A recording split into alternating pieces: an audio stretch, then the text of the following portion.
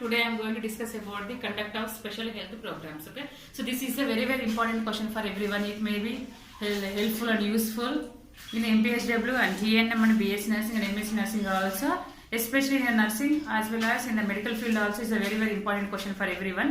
Okay, national health programmes అంటే జాతీయ ఆరోగ్య కార్యక్రమాలు. ఈ జాతీయ ఆరోగ్య కార్యక్రమాలు అనేది చాలా ఇంపార్టెంట్ క్వశ్చన్. ఓకే, సో ఏంటంటే ఏమేమి ఉన్నాయి ఈ జాతీయ ఆరోగ్య కార్యక్రమాలు అనేది మనం డిస్కస్ చేయడానికి తెలుసుకోవడానికి ముఖ్య కారణం ఏంటిదంటే ముఖ్యంగా ఎందుకంటే యాజ్ ఎ హెల్త్ వర్కర్స్గా మనం ఈ యొక్క ప్రోగ్రామ్స్ మనం పాల్గొనేటప్పుడు each and every one if you know easily we can understand we can do the activities in very way. Isn't it, అవునా కదా? కాబట్టి ఈ యొక్క జాతీయ ఆరోగ్య కార్యక్రమాలు అనేది ఎందుకు స్టార్ట్ చేశారంటే మన భారతదేశం మొత్తం కూడా ప్రజల యొక్క ఆరోగ్యాన్ని మెరుగుపరచడం కోసం చాలా రకాల మెజర్స్ అనేవి తీసుకోవడం అనేది జరిగింది. ఆ యొక్క మెజర్స్లో ఒక భాగంగా ఈ యొక్క నేషనల్ హెల్త్ ప్రోగ్రామ్స్ అనేవి తీసుకోవడం అనేది జరిగింది. ఓకేనా?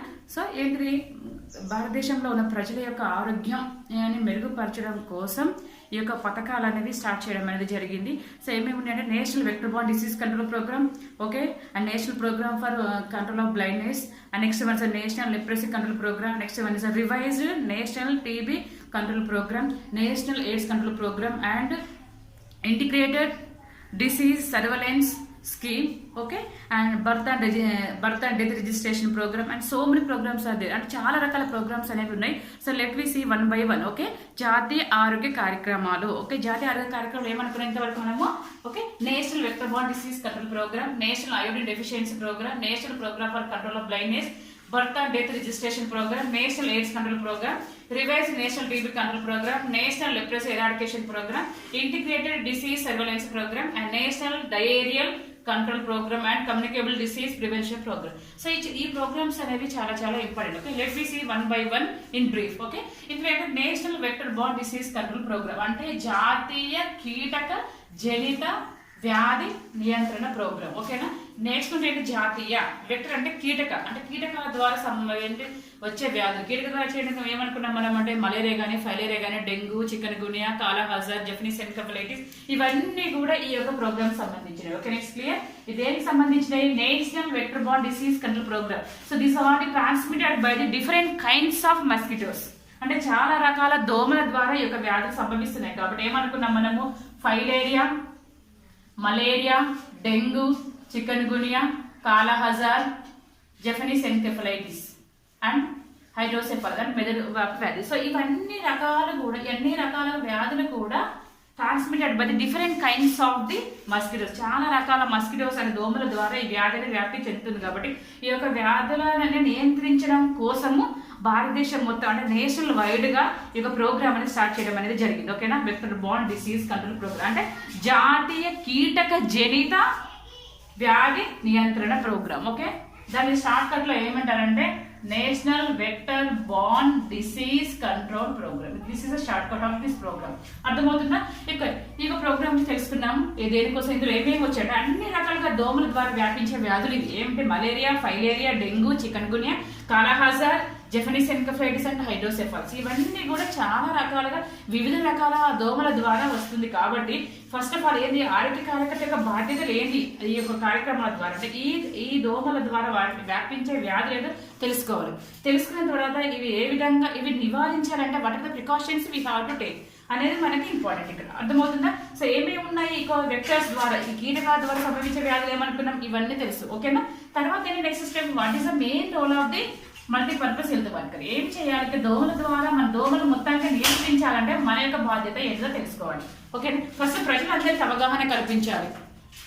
ఓకే, ప్రజలందరికీ అవగాహన కల్పించాలి. ఏంటి దోమల ద్వారా వ్యాపించే వ్యాధులు ఏమేమి ఉన్నాయో వాటి గురించి అవగాహన కల్పించాలి. తర్వాత ఏంటంటే ముఖ్యంగా ఏంటి stagnation of the water avoid. ఎక్కడెక్కడ మురికి గుంటలు, నీటి గుంటలు ఉంటాయి కదా అవన్నీ కూడా పూడ్చిపెట్టాలి. వాటర్ లేకుండా మట్టితో కానీ పూడ్చిపెట్టాలి. అంటే నీరు నిల్వ ఉన్న ప్లేసెస్ లో అంటే మస్కిటోస్ అనేది బ్రీడింగ్ అయ్యే ఛాన్సెస్ ఎక్కువగా ఉంటాయి. కాబట్టి ఈ మస్కిటోస్ పెరగకుండా ఈ నీటి గుంటలు అలాంటివి ఉన్న దగ్గర మొత్తానికి ఏం చేయాలో పూడ్చిపెట్టాలి. Okay, that is the first one.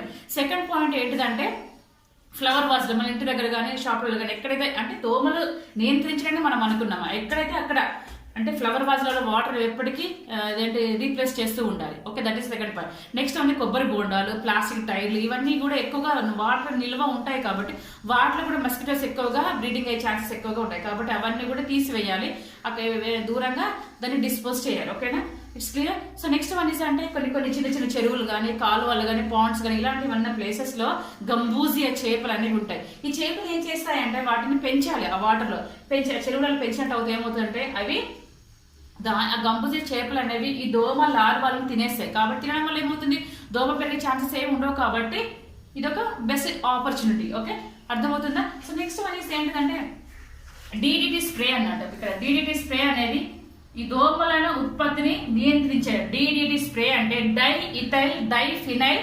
ట్రైక్లోరోఈథేన్. It's clear. Diethyl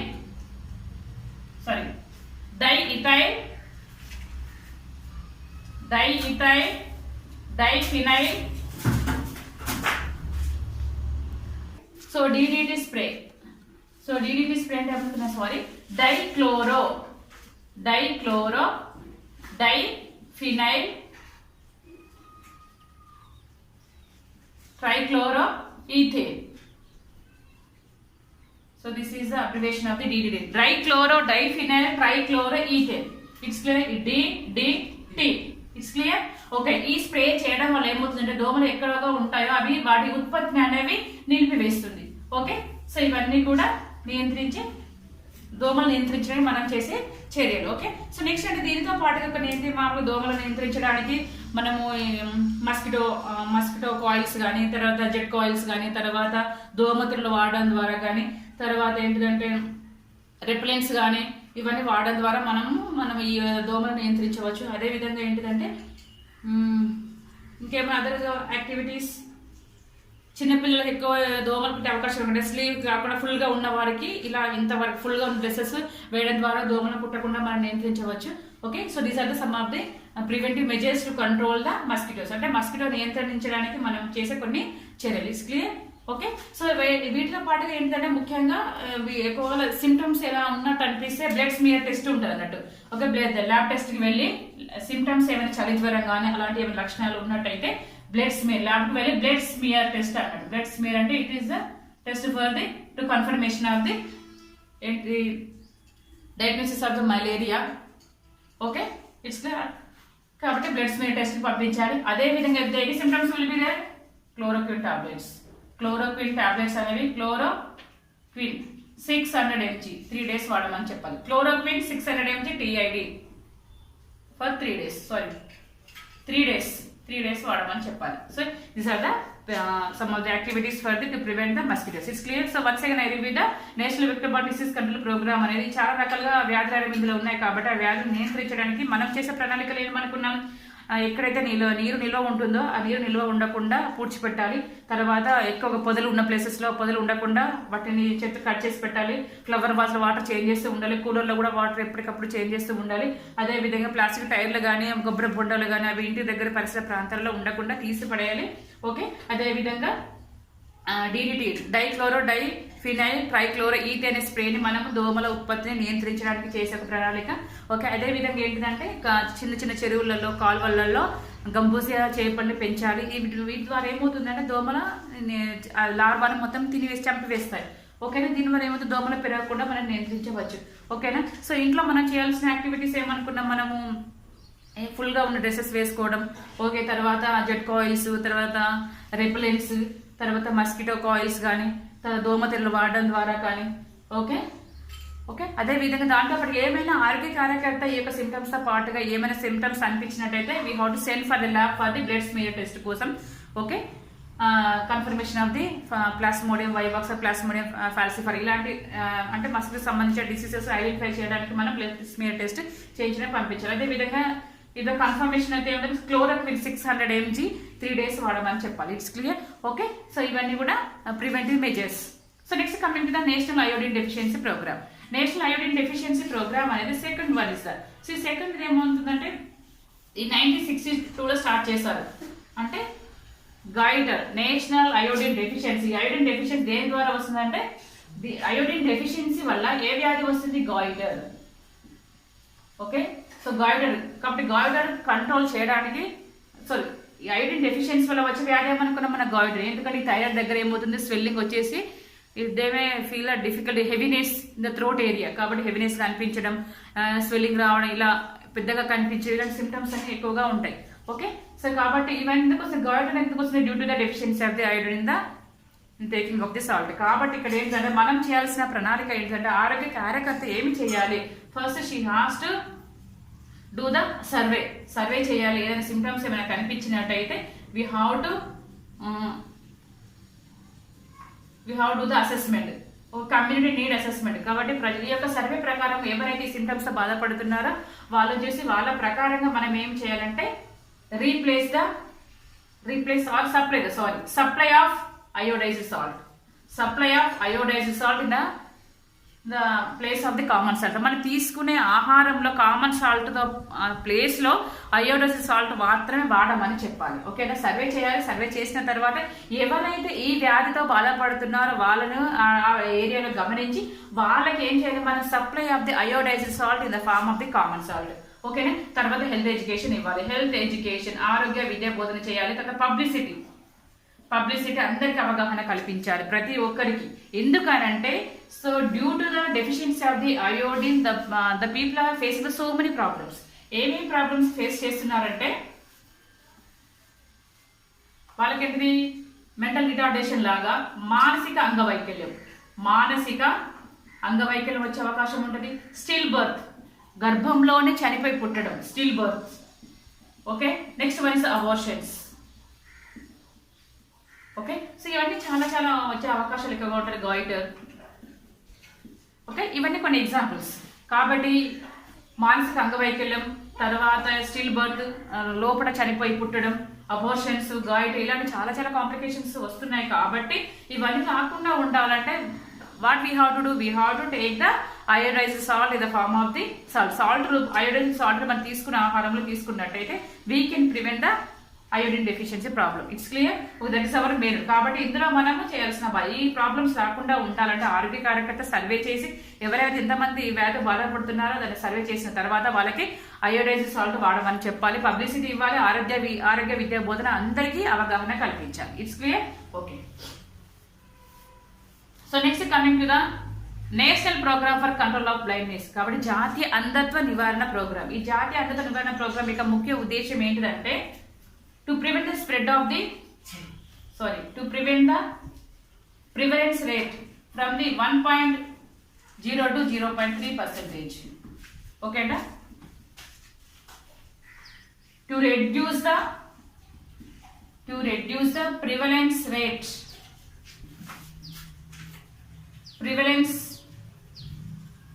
of blindness. To reduce the prevalence rate of the blindness.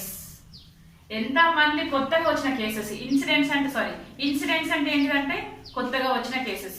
ఒక ట్యాప్ తీసుకున్నాం, ఇట్లా ఒక వాటర్ ఒక ట్యాప్ లాగా ఉన్నట్టయితే ఆల్రెడీ ఇక్కడ ఉన్న కేసెస్ ఏమంటారు, ఇందులో ఉన్న వాటిని ప్రివలెన్స్ అంటారు. కొత్తగా వచ్చిన వాటిని ఏమంటారు, ఇన్సిడెంట్స్ అంటారు. ఆల్రెడీ ఉన్న కేసెస్ ని ప్రివలెన్స్ అంటారు. కాబట్టి to reduce the prevalence rate of the blindness from the 1.4 to 0.3 ప్రకారం. కాబట్టి ఇక్కడ ఏంటిదంటే ఎవరైతే ఈ వ్యాధితో ఈ అంధత్వంతో బాధపడుతున్నారో వాళ్ళ యొక్క రేటుని తగ్గించడమే దీని యొక్క ముఖ్య ఉద్దేశం. అర్థమవుతుందా? అంధత్వంతో బాధపడుతున్న వారి యొక్క రేటును తగ్గించడం 1.4 to 0.3% దీని యొక్క ముఖ్య ఉద్దేశం.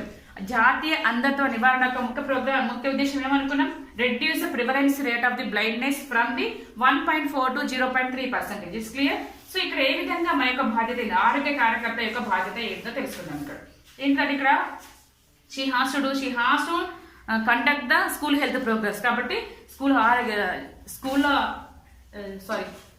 స్కూల్ హెల్త్ ప్రోగ్రామ్స్ అనేవి స్కూల్లోనే కండక్ట్ చేయాలి. అందరికి హైట్ వెయిట్ చెకింగ్ లాగానే, తర్వాత ఐ చెకప్ కూడా చేస్తూ ఉండాలి ఆప్థాలమిక్ అసిస్టెంట్స్ తోటి. తర్వాత ఎవరెవరికి ఈ వ్యాధి బాధపడతారో ముందుగానే మనం కనుక్కున్నట్టయితే we can prevent some of the complications. అవునా కదా? కాబట్టి ఏం చేయాలి ఇక్కడ, first screened by the train teachers. కాబట్టి ఎక్కువ టైం స్పెండ్ చేసేది ఎవరు, పిల్లలు స్కూల్లోనే. కాబట్టి యాజ్ ఏ స్కూల్ టీచర్స్ కి మనం we have to give the awareness. కాబట్టి స్కూల్ టీచర్స్ కి మనం అవగాహన కల్పించాలి. ఏంటిది, ఎవరైనా పిల్లలు ఏంటి they are facing difficulty while reading, learning ప్రాసెస్లో కానీ రీడింగ్ ప్రాసెస్లో కానీ ఏమైనా ప్రాబ్లమ్స్ ఫేస్ చేస్తున్నారా వాళ్ళకి అవగాహన కల్పించాలి. ఇక్కడ ఏంటి first screened by the train teachers. Teachers ఎక్కువగా టైం స్పెండ్ చేస్తారు స్కూల్లోనే కాబట్టి టీచర్స్కి అవగాహన కల్పించినట్టే they maybe rectify the problem of the students. It's clear. ఇక్కడ ఏంటంటే 6 to 7% of the childrens 6 to 7% of the childrens aged 10 to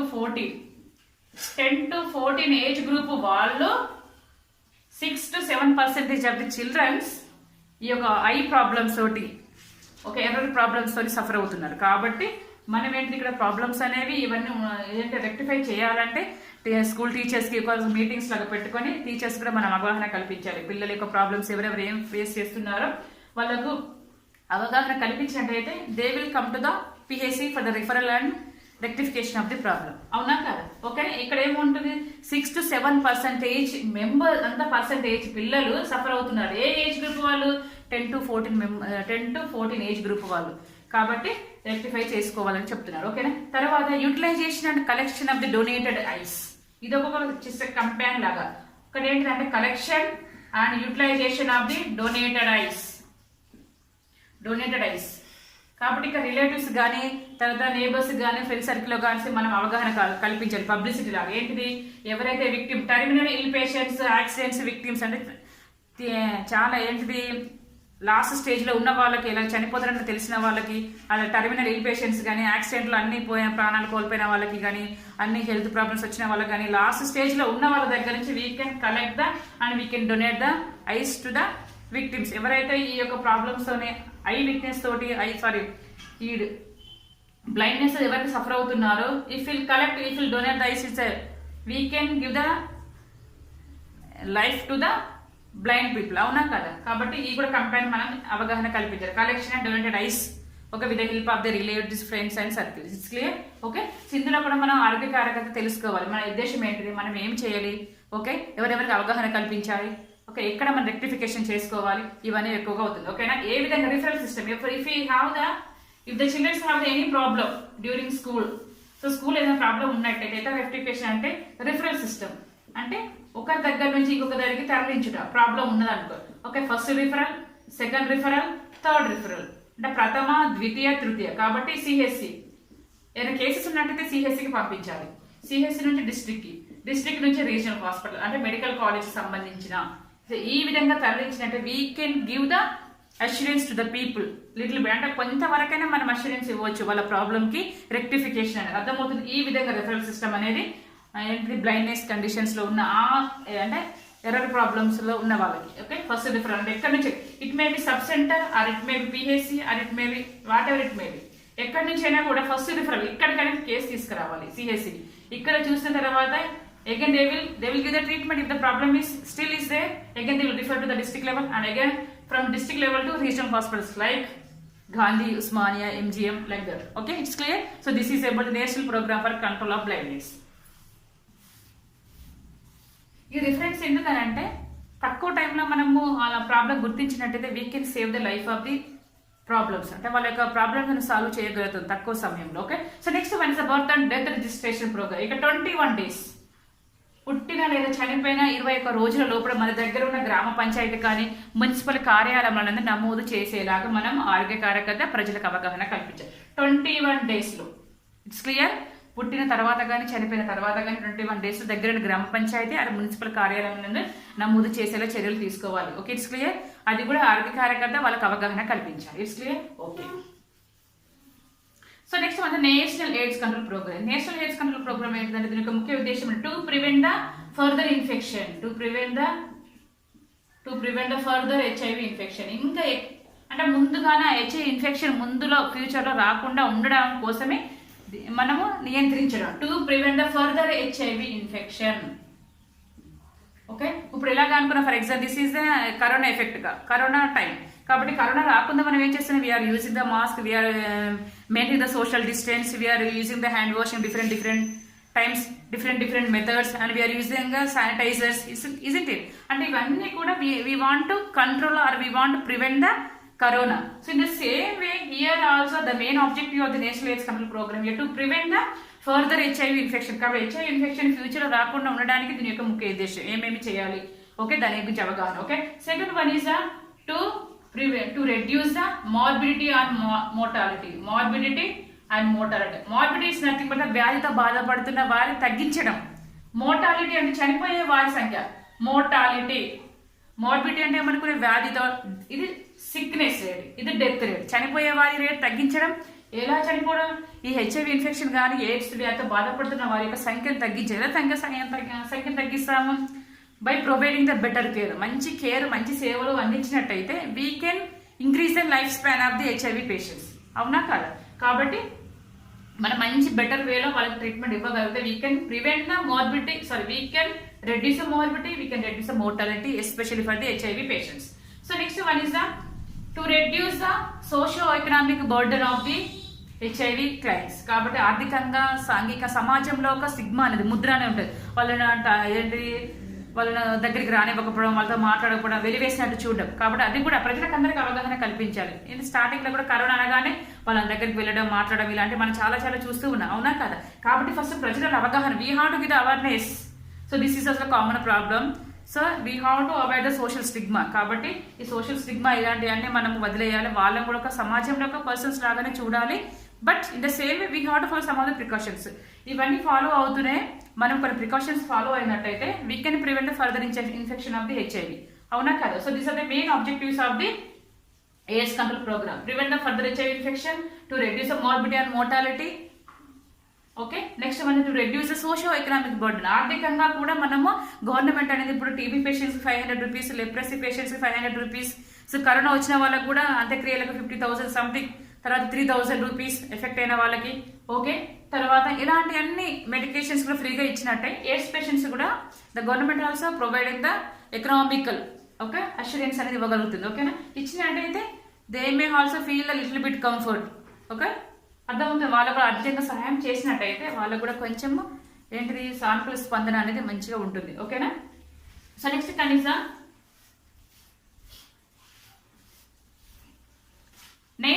revised national TB control program.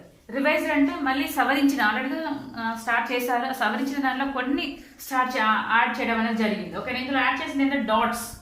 So dots అనగానే మనకు గుర్తు రావాల్సింది ఏంటి ఇక్కడ? టీబీ. డాట్స్ అంటే direct observe treatment short course.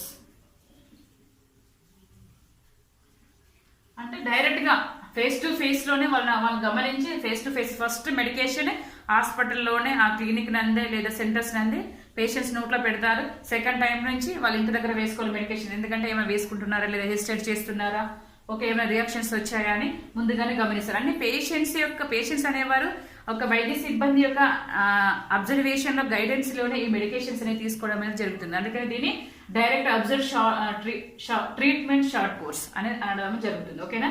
So dots అనగానే ఏంటి? టీబీ అని గుర్తు రావాలి. ఓకేనా? సో టీబీలో ముఖ్యంగా ఏంటంటే schematic identification of the TB. ఈ టీబీని ఏ విధంగా ఐడెంటిఫై చేశారంటే 2 weeks ఆర్ మోర్. దగ్గు అనేది 2 weeks అంతకంటే ఎక్కువగా ఉన్నట్టయితే it may be suspected to TB. కాబట్టి టీబీగా మనం అంచనా వేయచ్చు. కాబట్టి అగైన్ ఒకవేళ symptoms cough, continuous cough more than 2 weeks or ఇంకెక్కువగా ఉన్నట్టయితే ఏంటిది? స్ముటం టెస్ట్ అంటే కళ్ళె టెస్ట్ అంటారు, తెమడ టెస్ట్ అంటారు, స్ఫుటం అంటారు. ఇవన్నీ తెమడ టెస్ట్ కోసం పంపాలి. ఓకేనా? స్ఫుటం టెస్ట్. ఓకే, ఒకవేళ ఇక్కడ నెగిటివ్ పాజిటివ్, ఇక్కడ పాజిటివ్ వస్తే definitely he can use the anti TB treatment. అర్థమవుతుందా? యాంటీ టీబీ ట్రీట్మెంట్ అనేది వాడాలి. ఓకేనా?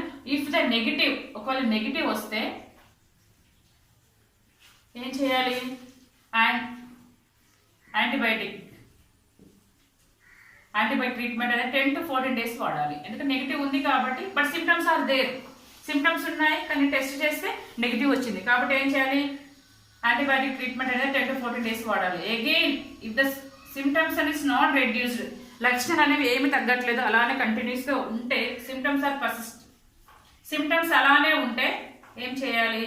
Again do the smear test. So ఇక్కడ స్మియర్ టెస్ట్ కాకుండా ఏం చేయాలి? ఎక్స్రే తీస్తారు. ఎక్స్రే తీసినప్పుడు ఇక్కడ పాజిటివ్ ఉంటే డెఫినెట్గా ఏం చేయాలి, యాంటీ టీబీ ట్రీట్మెంట్. ఒకవేళ నెగిటివ్ ఉన్నట్టయితే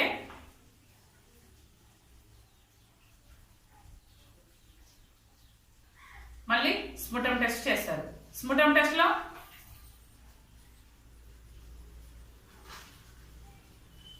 నెగిటివ్ వచ్చింది అనుకోండి, కానీ ఇక్కడ స్పుటమ్ టెస్ట్ కానీ ఒకవేళ మళ్ళీ ఎక్స్రేలో పాజిటివ్ వచ్చింది, ఎక్స్రేలో పాజిటివ్ వచ్చి స్మియర్ టెస్ట్ లో నెగిటివ్ వస్తే కూడా యాంటీ టీబీ ట్రీట్మెంట్ అనేది వాడాలి. ఎందుకంటే ఎక్స్రేలో పాజిటివ్ వస్తే ఏంటిదంటే ఎక్స్ట్రా పల్మనరీ టీబీ అంటారు. ఎక్స్ట్రా అంటే లంగ్స్ లో కాకుండా అదర్ దాన్ ది లంగ్స్ లో కాకుండా ఇతర ఏ పార్ట్ కైనా టీబీ రావచ్చు. ఓకేనా, బ్రెయిన్ కైనా రావచ్చు, పెల్విస్ కైనా రావచ్చు, బోన్స్ కైనా రావచ్చు, ఎక్కడైనా రావచ్చు. కాబట్టి ఒకవేళ లంగ్స్ సంబంధించినట్టయితే స్పుటమ్ టెస్ట్ లో పాజిటివ్ వస్తుంది. ఒకవేళ లంగ్స్ లో కాకుండా వేరే పార్ట్కి అయితే ఎక్స్రే తీసినప్పుడు ఎక్స్రేలో అక్కడ రిపోర్ట్లు అనేది పాజిటివ్ గా ఉంటుంది. Okay, so this is the diagnosis of the how to diagnose the TB. It's clear? Okay.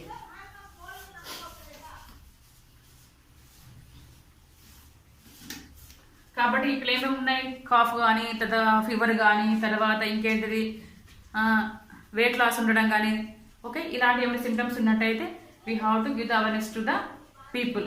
అవగాహన కల్పించాలి, టీబీని ఏ విధంగా ఐడెంటిఫై చేయాలి, ఎలాంటి ట్రీట్మెంట్ తీసుకోవాలి, ఏ విధంగా డయాగ్నోస్ చేయాలి, ఇవన్నీ కూడా మనం ఆరోగ్య కార్యకర్త ప్రజలకు అవగాహన కల్పించాలి. It's clear?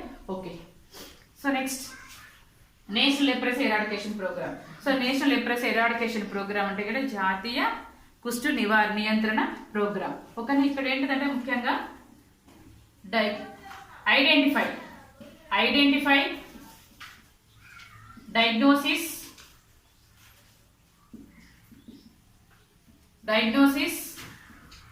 Treatment, okay, and recording, and next one is the follow.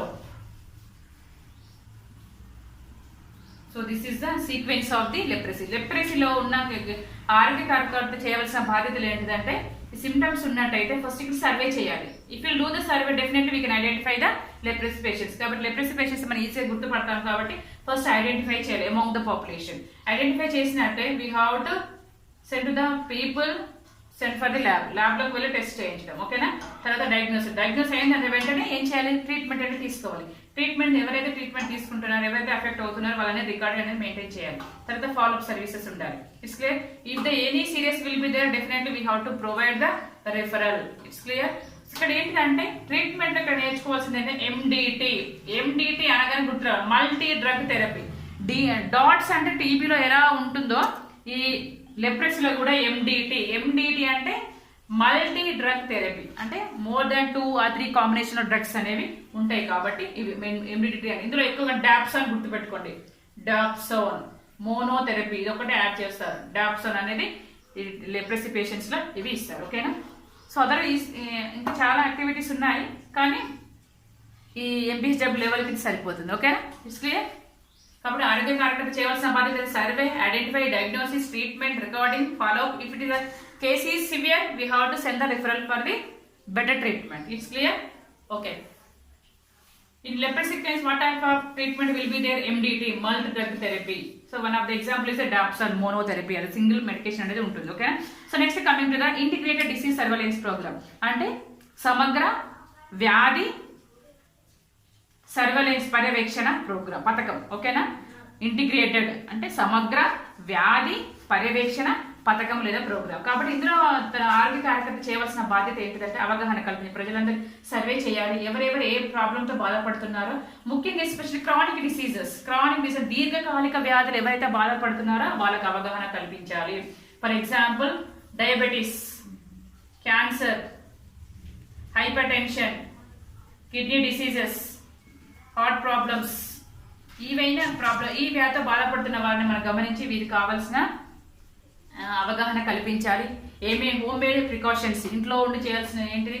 So we have to give the average for the diet restrictions, diet restrictions కానీ, రెస్ట్ అండ్ స్లీప్ గురించి కానీ, లేదా కంటిన్యూషన్ ఆఫ్ మెడికేషన్స్ కానీ, వీటి అన్నిటి గురించి అవగాహన కల్పించాలి. ఓకేనా? సో ఇవన్నీ మనం అవగాహన కల్పించినట్లయితే definitely we can reduce some of the problem among the people in the society. It's clear? Okay. అంటే పర్యవేక్షణ అంటే మనం అంటే ఆరోగ్య కార్యకర్త వారానికి ఒక్కసారైనా కుటుంబ సభ్యులతో కానీ, తర్వాత వైద్యాధికారికి ఎవరెవరైతే వ్యాధితో బాధపడుతున్నారు, ఎంతమంది ఉన్నారో సర్వే ఒక రిపోర్ట్ లాగా పిహెచ్సి నందున డాక్టర్స్ సలహాలు ఇచ్చినట్టయితే they may plan to conduct the camp లాగా కండక్ట్ చేసి అందరికీ అనేక రకాలుగా ట్రీట్మెంట్ అనేది ఒకేసారి ఒక ప్లేస్ లో ఇవ్వడం అనేది జరుగుతుంది ఈజీగా. ఓకేనా? So next one is national diarrhoeal control and communicable disease programme. అంటే ఏంటిది? జాతీయ నీలో విరేచనాల నియంత్రణ మరియు అంటువ్యాధుల కంట్రోల్ ప్రోగ్రామ్. కాబట్టి ఇక్కడ ఏంటి లేదు, కలుషితమైన నీటి ద్వారా, కలుషితమైన గాలి ద్వారా, ఓకే, చాలా రకాల వ్యాధులు, కలరా, టైఫాయిడ్ అండ్ డయేరియా, ఇవన్నీ వ్యాధులు వచ్చే అవకాశాలు ఎక్కువగా ఉంటాయి. కాబట్టి ఆరోగ్య కార్యకర్త ఏం చేయాలి? వాళ్ళు త్రాగే నీరు సురక్షితంగా ఉందా లేదా, ఎలాంటి వాటర్ తాగుతున్నారు, వాళ్ళ ఇంటి దగ్గర ఉన్న ఏంటిది హైజీనిక్ ప్రాక్టీసెస్ ఫాలో అవుతున్నారా లేదా, అవన్నీ గమనించాలి. ఓకేనా? సేఫ్ వాటర్, అదేంటి సురక్షితమైన వాటర్ లేకపోతే ఏంటిది బ్లీచింగ్, క్లోరినేషన్ అనేది తాగే వాటర్లో చేసేలా చూడాలి. అన్ని హైజీనిక్ ప్రాక్టీసెస్ ఫాలో అయ్యేలా వాళ్ళకి అవగాహన కల్పించాలి. సో ఇలా చేసినట్టయితే definitely we can prevent all the communicable diseases, అంటే వ్యాధులు రాకుండా ఓకే మనం కొంతవరకైనా మనం నిరోధించగలుగుతాం. ఓకేనా? సో ప్రతి ఒక్క ప్రోగ్రాంలో ఒక్కొక్క యాక్టివిటీస్ అనేది ఉంది కాబట్టి అవన్నీ గుర్తించి ఫస్ట్ మనము తెలుసుకొని ప్రజలకు అవగాహన కల్పించినట్లయితే definitely we can improve the health of the people in the society. It's clear? Okay. If you have any doubts, you can post on comment box. It's clear? Okay. Thank you. Please subscribe channel.